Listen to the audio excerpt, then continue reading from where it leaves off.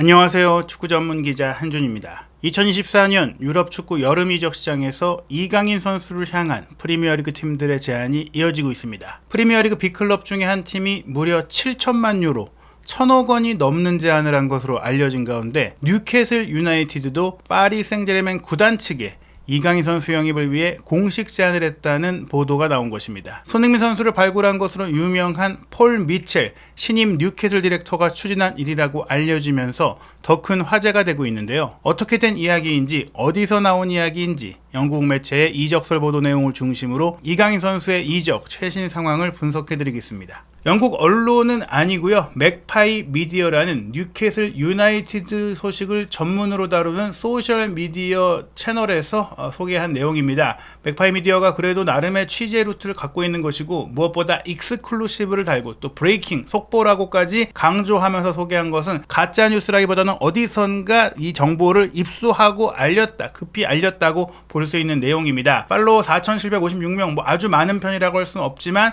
이 계정을 팔로우하고 있는 계정 중에는 유력한 축구 미디어 계정들이 많다라는 점에 있어서 또 꾸준히 이적설뿐만이 아니라 뉴캐슬 유나이티드의 남자팀, 여자팀, 아카데미 팀에 대한 폭넓은 소식을 직접 취재하고 또 수합해서 소개하고 있는 채널이기 때문에 무시할 만한 채널은 아니라고 볼 수 있는데요. 이 트위터 내용을 보면은 뉴캐슬 유나이티드는 지난 24시간 사이에, 즉 지난 하루 사이에 정확한 시점은 모르겠지만 파리 생제르맹의 23살의 공격수 이강인에 대해 공식적으로 이제 문의를 했다. formal inquiry라고 했어요. 공식적인 제안을 했다라는 겁니다. 이제 구단과 구단 사이에 그냥 구두가 아닌 포멀한 정말 문서화된 관심, 의향수 단계가 아닐까 싶어요. 이제 제안을 했다라고 알려지고 있는데요. 폴 미첼 뉴캐슬의 신임 스포츠 디렉터가 이강인 선수를 이번 이적 시장에서 드림 타겟, 꿈의 타깃으로 꼽고 영입을 추진하고 있다라는 이야기도 전해졌습니다. 즉 이 얘기가 결국 뉴캐슬의 내부 관계를 통해 확인된 정보라는 것을 알 수 있겠죠. 2019년에 발렌시아 시절이죠. 한국인으로는 최연소로 유럽 프로축구 선수 1부 리그에 데뷔한 23살 왼발잡이 선수 이강인은 양쪽 측면 날개 포지션과 중앙 미드필더 등 모든 역할에 능하며 이는 폴 미첼 디렉터뿐만 아니라 에디 하우 뉴캐슬 감독에게도 큰 매력으로 다가오고 있습니다. 이강인 선수를 원하는 이유가 왼발잡이고 또 한국 선수로서의 마케팅 가치, 그리고 아직 23살의 어린 나이, 게다가 다양한 포지션 2선과 중앙 지역을 모두 커버할 수 있는 전술적 범용성이라고 할 수 있겠죠. 뉴캐슬은 약 4천만 파운드의 이적료로 이강인을 확보할 수 있을 것으로 보고 있으며 이강인은 꾸준한 1군 출전을 위해 프랑스 챔피언인 파리를 떠나 영구 이적을 원하고 있습니다. 즉 이전에 나왔던 보도들과 조금 결이 다른데 이강인 선수 본인도 지금 1군 주전 자리를 확고하게 차지하기 어려운 현 시점에서 파리를 떠나서 새로운 도전, 본인이 꾸준히 출전할 수 있는 팀이라면 가고 싶다라는 의지를 갖고 있다는 것이고, 뉴캐슬 유나이티드가 어떻게 보면 의향수 단계로 진행을 했을 때 공식 오퍼가 제출되지는 않았지만 4천만 파운드 정도면 파리 생제르맹으로부터 데려올 수 있다라는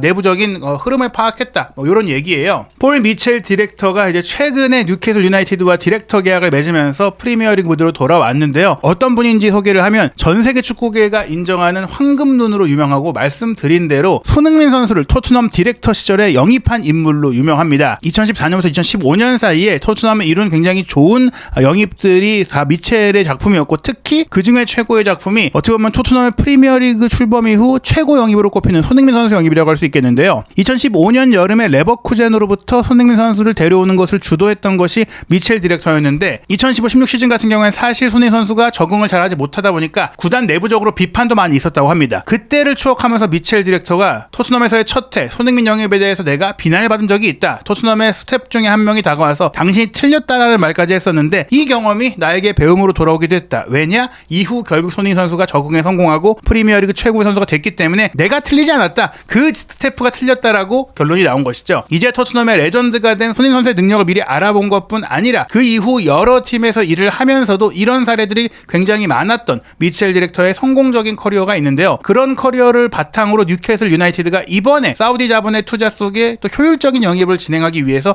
미첼 디렉터를 데려온 것입니다. 뉴캐슬 소식을 다루는 NUFC 블로그 같은 경우도 미첼은 뉴캐슬은 뉴캐슬을 위한 완벽한 스포츠 디렉터라고 하면서 세계 축구계에서 가장 높은 평가를 받는 디렉터라고 했는데요. 프리미어리그의 다른 팀에서 이제 일할 때도 손흥민 선수를 토트넘으로 데려온 것뿐 아니라 사우샘튼 디렉터로 일할 때는 사디오 마네 선수를 또 미리 알아보고 데려와서 리버풀 최고의 레전드로 성장을 시켰고, 토트넘 시절에는 손흥민 선수뿐만 아니라 키어런 트리피어를 고작 350만 파운드에 영입을 했고, 하부리그에 있던 델리 알리를 500만 파운드, 그리고 벨기에 수비수 토비 알더베이럴트를 1100만 파운드에 영입을 하면서 굉장히 성공적으로 정말 알짜배기 영입들을 이뤄냈고요. 그리고 레드불 그룹이 운영하고 있는 라이프치히의 디렉터로 일하면서도 크리스토퍼 은쿤쿠의 재능을 알아보고 파리로부터 195억 원 1100만 파운드의 아주 저렴한 이적료로 영입을 해서 지금 또 이제 라이프치히는 거액의 첼시에 이제 은쿤쿠를 이적시키면서 수익을 거뒀고, 또 바르셀로나에서 자리를 잡지 못했던 다니 올모 이 선수 역시 이제 잠재력을 알아보고 1700만 파운드에 영입을 했었고, 또 마테우스 쿠냐도 지금 이제 포텐이 터졌잖아요. 비록 라이프치히에서나 독일에서는 조금 아쉬운 활약들이 있다고 하더라도 마테우스 쿠냐 역시 영입을 하고 능력을 알아봤던 바가 있고요. AS 모나코의 디렉터로도 일했을 때는 오렐리엥 추아메니를 키워가지고 레알 마드리드로 이적을 시켰고, 브누아 바디아시를 첼시에 이적시켰고, 악셀 디샤시 역시 첼시로 이적시키는 등 여러모로 가는 곳마다 나라를 가리지 않고 최고의 성과를 내는 최고의 디렉터로서 활약을 한 인물입니다. 그런 폴 미첼 디렉터가 점 찍은 선수가 이강인 선수라는 점은 분명히 이강인 선수의 능력이 최고의 판단 능력을 갖추고 있는 축구계 인사들, 전문가들로부터 인정받고 있다라고 볼 수 있는 대목인데요. 뉴캐슬 유나이티드가 사실 폴 미첼 디렉터 부임 이전에도 이강인 선수에 대해 관심을 가져왔었고 접근했던 적이 있습니다. 스페인의 최대 스포츠 신문인 마르카에서 2023년 1월에 보도했던 내용인데, 2022 카타르 월드컵을 통해서 국제 무대에서 정말 빼어난 능력을 보여준 것도 있지만, 그 전이었던 2022-2023 시즌 전반기 마요르카에서 확고한 주전자를 꿰차면서 꾸준히 정말 날카로운 모습, 위협적인 모습을 보여줬던 것이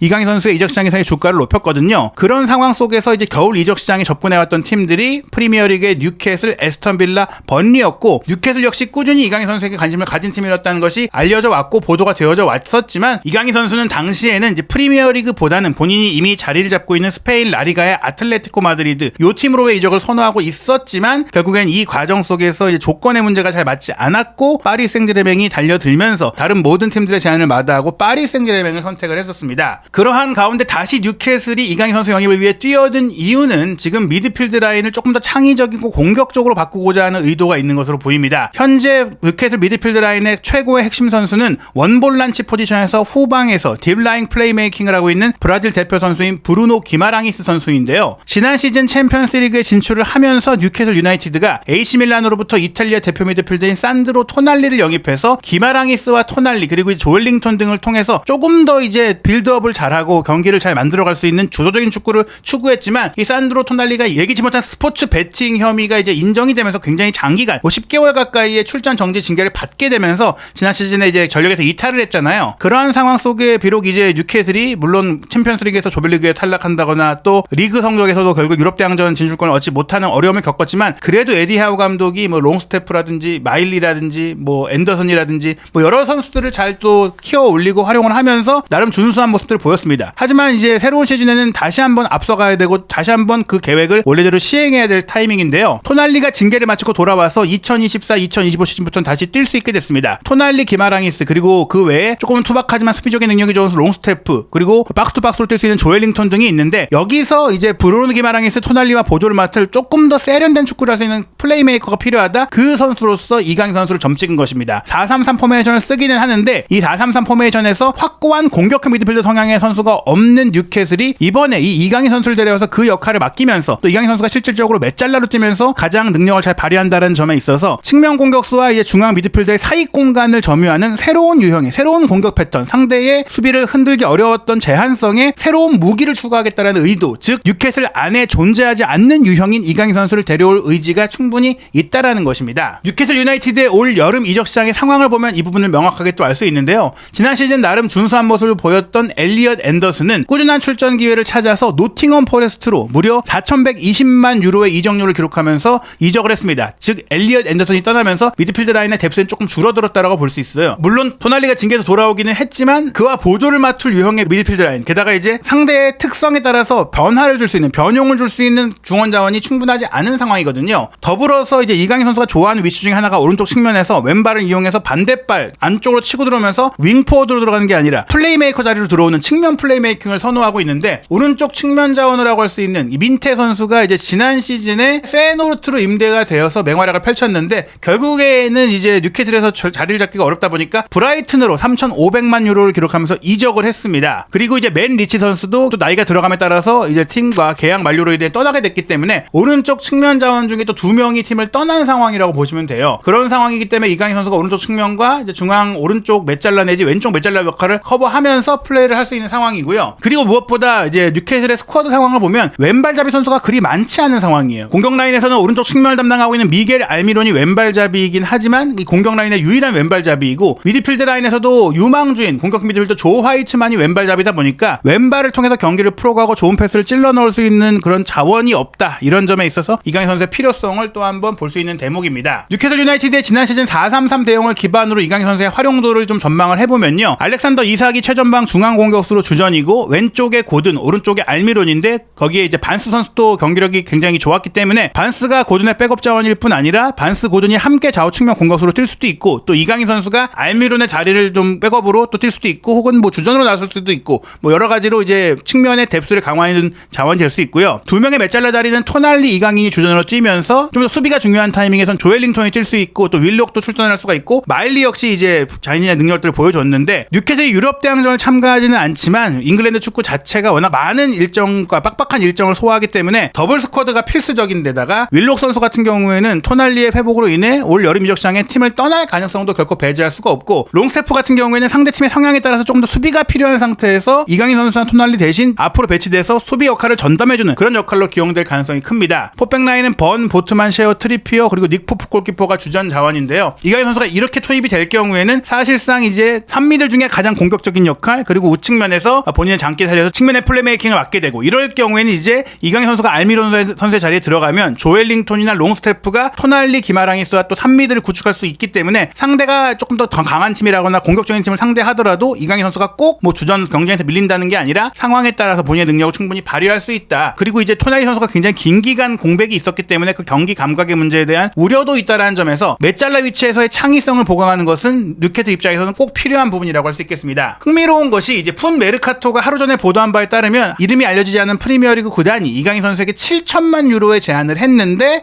뭐 이강인 선수도 파리에 남는 것을 선호하고 파리 생제르맹 구단도 뭐 거액의 제안이긴 하지만 이것을 거절했다. 이강인 선수를 직접 활용하는 것을 선호한다. 이런 보도가 나왔었잖아요. 기본적으로 이 7천만 유로를 쓸 수 있는 팀은 프리미어리그의 빅6 팀이라고밖에 볼 수가 없고 그 팀들 중에서 저희가 이전 영상에서 분석해드린 대로 현 시점에서 그 정도의 돈을 쓸 수 있으면서 이강인 선수가 하는 그런 장점들이 필요한 팀은 아스널과 맨유뿐인데 아마도 맨유가 아니겠느냐라고 저희가 이제 예상을 해봤어요. 그런데 보도가 연달아 나온 것은 그 팀이 뉴캐슬인 거 아니야라고 생각할 수 있을 겁니다. 금액상의 차이가 있을 뿐이지. 근데 이제 뉴캐슬이 4천만 파운드면 영입할 수 있겠다라는 판단을 내렸는데 7천만 유로나 오퍼를 했을 거라고 생각하기는 어렵거든요. 물론 4천만 유로도 결코 작은 돈은 아닙니다. 한국 돈으로 720억 원에 가까운 돈이고 또 7천만 유로는 근데 1,000억이 넘는 1,057억에 가까운 돈이기 때문에 300억 가까이가 차이가 난다는 점에 있어서 같은 팀은 아닐 것이다. 그런데 이강인 선수가 이 7천만 유로를 제시한 팀에 대해서는 그렇게 큰 흥미를 보이지 않았다는 것은 결국 파리를 떠난다는 결심을 한다면 더 꾸준히 확실하게 출전 기회를 보장할 수 있는 팀이어야 한다라는 전제 조건이 있는 것 같아요. 그런 상황이라면 사실 맨체스터 유나이티드 같은 경우에는 명확하게 브루노 페르난데스의 이제 백업 자원으로서 경쟁을 해야 되는 상황이라고 봤을 때 뉴캐슬 유나이티드가 조금 더 본인이 주전으로 뛸 수 있는 유력한 팀이라는 점에 있어서 비록 이적료 제한은 파리 구단 입장에서 낮다고 하더라도 2,200만 유로에 영입한 이강인 선수라는 점에 있어서 뉴캐슬에 매각을 한다면 현재 뭐 주전 경쟁 속에서 전 경기를 풀타임으로 뛸 이강인 선수는 아니기 때문에 어떻게 보면은 파리 입장에서 이 제안을 받아들일 가능성도 완전히 배제할 수는 없다. 뭐 이렇게 좀 볼 수 있는 상황이에요. 일단 나폴리도 이강인 선수를 원한다는 얘기는 꾸준히 나오고 있죠. 이탈리아 내에서 최고의 공신력을 자랑하는 잔루카 디마루초 기자가 보도한 내용에 따르면 파리 생제르맹이 오시멘 영입을 추진하고 있습니다. 음바페가 떠나면서 생긴 공격 라인의 득점력 공백을 오시멘 영입으로 이제 대체하고자 하는데 오시멘의 몸값이 1억 유로가 넘기 때문에 선수를 포함한 딜을 현금 플러스 선수로 진행하고자 하는 의지가 있습니다. 그 과정 속에 언급된 선수가 카를로스 솔레르, 노르드 무키엘레 그리고 이강인 선수로 언급되고 있는데 나폴리는 이 3명의 옵션 중에 오직 이강인 선수에 대해서만 관심이 있다고 합니다. 하지만 이강인 선수가 나폴리로 가는 것을 선호하지 않고 있는 데다가 추가적으로 나온 이탈리아 매체 라 봄베디 블라드의 보도에 따르면 파리 생제르맹은 이강인을 주고 싶어하지 않는다고 하고 있어요. 파리 생제르맹의 입장은 이강인 선수의 측근 쪽으로 입수한 정보에 따르면 루이스 엔리케 감독이 이강인 선수를 주목하고 있고 높이 평가하고 있고 무엇보다 팀의 미래를 위한 핵심 자원으로 보고 있다. 그래서 이강인 선수는 오시멘 오시멘 영입 협상에 포함시키지 않기로 했다. 기술 프로젝트에서 중요성을 확인했다라고 하면서 오시멘에 대해서 만약 선수 조건이 맞지 않으면 뭐 선수 2명을 주더라도 이강인 선수를 주진 않을 것이다. 뭐 이런 얘기들이 있고 나폴리가 원하는 선수가 정 없으면은 현금으로 데려오는 것이 차라리 낫다. 뭐 이런 평가라고 하는데요. 이 부분에 대해서는 분명히 이강인 선수 본인이 나폴리행을 선호하기 않기 때문에 이 딜이 이루어지긴 어렵다고 볼 수 있습니다. 그런데 이제 이강인 선수를 미래의 핵심 자원으로 보고 있다. 뭐 주요 자원으로 보고 있다. 이런 얘기는 현 시점에서 조금은 의미를 갖기 어려운 것이 미래의 핵심 자원은 분명히 10대의 나이로 파리의 주전을 절차고 프랑스 대표까지 선발됐던 워렌 자이르 에메리거든요. 그 외에도 사실 파리 생제르맹이 어린 선수 위주로 선수를 영입하고 있고 라이프치히로 임대가 되어서 포텐을 터뜨린 차비 시모스까지도 아직 파리의 계약 안에 있거든요. 물론 새로운 시즌도 또 한 번 임대를 가거나 아예 이적을 할 거라는 얘기들도 있기는 한데 차비 시모스를 직접 활용할 가능성도 아예 배제할 수 없다는 점들을 고려했을 때 이강인 선수를 주전으로 쓰지 않으면서 이번 시즌에 묶어둘 것인가. 정말 큰 이적료 제한이 온다면 뉴캐슬이 정말 4천만 파운드를 제시하고 거기에 옵션 조건까지 아마도 요구를 해서 그게 받아들여진다면 협의를 진행하고 또 이 합의가 이루어질 가능성도 배제할 수가 없다. 최전방에 하무스 무하니가 있지만 지난 시즌 분명히 아쉬웠거든요. 이 자리에 확실히 골을 넣어줄 수 있는 오시멘 영입이 추진이 되고 있습니다. 오시멘까지 오게 될 경우에는 하무스가 백업으로 뛰고 무하니가 측면으로 가야 되거든요. 그럴 경우 오른쪽에 확고한 주전인 덴벨레의 백업으로 무하니가 들어가게 돼요. 그러면 이강인 선수가 덴벨레의 자리도 볼 수 있는데 덴벨레가 못 뛰는 상황이 아니거나 덴벨레가 휴식을 취하는 상황이 아니면 거의 나오지 못했기 때문에 이강인 선수가 지금 파리에 남으면서도 어느 한 자리를 확실하게 주전이 아님에도 불구하고 출전 시간을 많이 가져갈 수가 있는 게 여러 포지션을 뛰면서도 잘 해주고 있기 때문인데 만약에 오시멘이 온다면 오시멘 하무스 전방 덴벨레 무하니 우측이 돼요. 그럴 경우 왼쪽 측면에 또 바르콜라가 빠른 속도를 갖고 있는 정통형 윙어로 유일한 옵션이다 보니까 이 선수도 이강인 선수와 비교했을 때는 왼쪽 측면에서 선발 경쟁에서 앞서 있거든요. 여기에 또 다른 경쟁자가 아센시오인데 물론 아센시오 같은 경우에는 지난 시즌 좋지 않은 평가를 받으면서 올 여름 이적 시장에 팀을 떠날 거란 얘기들이 있기는 해도 왼쪽에서도 기본적으로는 이강인 선수보다는 바르콜라가 선호된다. 3미들에 있어서는 처음에는 파비안 루이스의 경기력이 전반기에 좀 좋지 않았지만 지금은 커리어 사상 최고의 경기력을 보이면서 스페인의 유로 2024 우승의 주역으로 활약을 했고 파비안 루이스를 현 시점에서 파리 미드필더 중에 제칠 수 있는 선수가 없습니다. 비티냐는 루이스 에니케 감독이 본래 파비안 루이스의 자리에서 뛰다가 지난 시즌 후반기부터 이제 포백 앞에 원볼란치 자리에 두고 후방 빌드업뿐 아니라 전진해서 공격에 가담한 역할까지 맡으면서 만개했고 최고의 경기력을 보이고 있거든요. 여기에 오른쪽은 조금 더 수비적으로도 움직여줄 수 있고 부지런히 압박해줄 수 있는 자이르 에메리가 뛰다 보니까 3미들에서 이강인 선수는 역시 파비안과 비교했을 때는 경험이라든지 패스 전개 능력에 있어서 좀 에니케 감독이 더 높은 평가를 파비안에게 하고 있고 그 곁에 이제 다른 성향인 에메리를 쓸 수밖에 없다 보니까 이강인 선수는 현 시점에서 파리에서는 확실하게 선발 경쟁에서 앞서간다고 볼 수 있는 자리가 없는 겁니다. 이런 상황이라면 사실 이강인 선수 본인도 좋은 팀의 제안이 온다면 고려할 수밖에 없고 파리 생제르맹도 거액의 오퍼가 온다면 오시멘 영입에 그 자금을 또 쏟을 수가 있기 때문에 그 자금을 활용할 수가 있기 때문에 결국 협의가 열릴 납폴 세일이 아니라 협상이 진행될 가능성은 충분히 있다라고 볼 수 있는데요. 다만 이 정보가 영국 내에 공신력 높은 신문이나 언론사에서 나온 게 아닌 소셜 미디어 채널에서 나왔다는 점에 있어서 정말 믿을 만한 이야기이고 밀도 있는 이야기인지에 대해서는 조금 더 상황을 지켜봐야 될 것 같습니다. 정말로 뉴캐슬이 이강인 선수에게 진지한 관심을 갖고 있다면 믿을 만한 매체와 또 뉴캐슬의 담당 기자들에게서 정보가 나올 수 있거든요. 그리고 한준TV 역시 직접적인 취재 네트워크를 통해서 이강인 선수의 올여름 이적 가능성이 있을지에 대해서 계속해서 이제 면밀히 살펴보고자 하는데요. 이전부터 나왔던 얘기가 이강인 선수를 노리고 있는 빅클럽들이 있고 또 이 빅클럽들이 한국인 기업 스폰서십을 좀 추진을 하면서 이강인 선수 영입 이후 파리 생제르맹이 마케팅적 효과를 아주 크게 본 것에 대해서 큰 반향이 나오면서 많은 팀들이 이강인 선수를 노리고 있다는 얘기들이 나오고 있거든요. 그런 관점에서 봤을 때도 충분히 지금 나오고 있는 소문들은 아예 없는 얘기가 나온 것은 아닐 것이다. 아니 땐 굴뚝에 난 연기는 아닐 것이다라고 볼 수 있겠습니다. 과연 올 여름 이강인 선수는 파리에서 한 시즌을 더 보내고 싶은 의지를 보이고 있고 또 챔피언스리그와 클럽 월드컵 출전에 대한 의지를 가지고 있지만 프리미어리그 팀의 제안 내지는 또 다른 유럽 빅클럽의 제안이 올 경우 언제든지 상황은 바뀔 수 있습니다. 한국인 유럽파들의 소식이 그 어느 때보다 활발하게 많이 쏟아지고 있는 올 여름 이적 시장의 주요 소식, 최신 소식, 독점 정보 한준TV 구독, 좋아요, 알림 설정을 통해 확인하시기 바랍니다.